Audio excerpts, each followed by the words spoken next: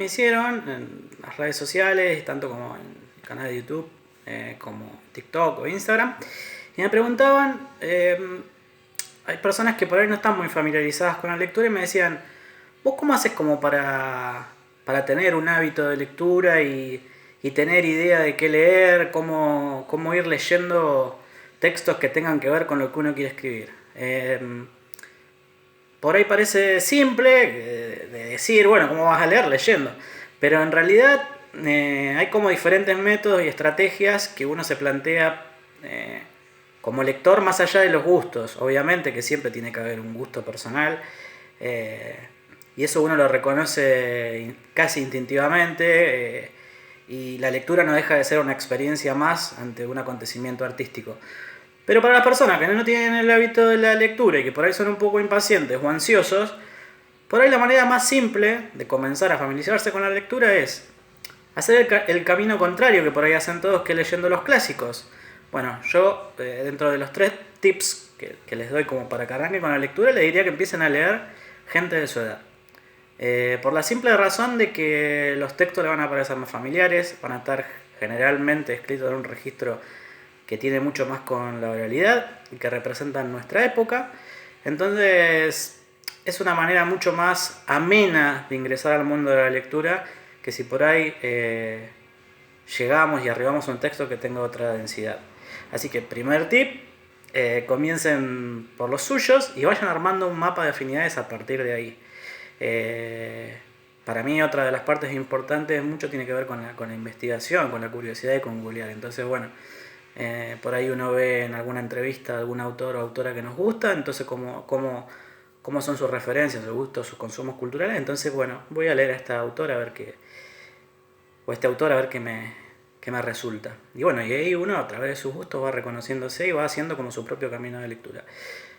Segundo punto que me parece importante es leer textos breves, como para empezar, y sacarle un poquitito de tiempo a nuestra vida cotidiana y dedicárselo a la lectura. Ya sea cuando arrancamos a la mañana que estamos tomando unos mates o cuando nos estamos por dormir los últimos 20 minutos antes de entrar a dormir, podemos agarrar y leer un cuento, que me parece uno de los formatos más amenos como para engancharse con la lectura, porque bueno, capaz que uno en 2, 3, 4, 5, 10 páginas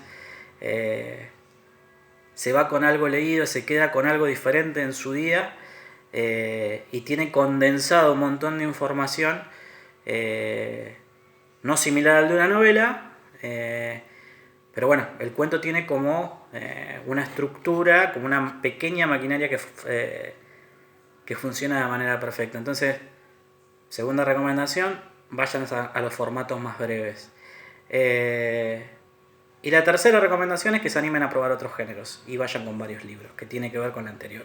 Entonces, por ahí uno puede estar leyendo un libro de poesía, que también es un texto breve, que maneja otras densidades, que maneja otro trabajo con la imagen, con lo rítmico, y en paralelo puede estar leyendo un libro de cuentos. Entonces, uno sin querer va incorporando de a poco esos hábitos saludables de lectura, y cuando uno quiere acordar con el tiempo que ya se hizo ese hábito, después sí puede ir pasando hacia formatos más grandes. De hecho hay autores que son de cuentos o que son poetas y escriben narrativa o novelistas que se iniciaron en el formato de cuento. Entonces mi recomendación es que vayan progresivamente, que se trate de un disfrute y no de una obligación, que no tengan vergüenza de saltar en un cuento o un libro cuando uno lo empieza a leer y no le gusta, por algún motivo se aburre.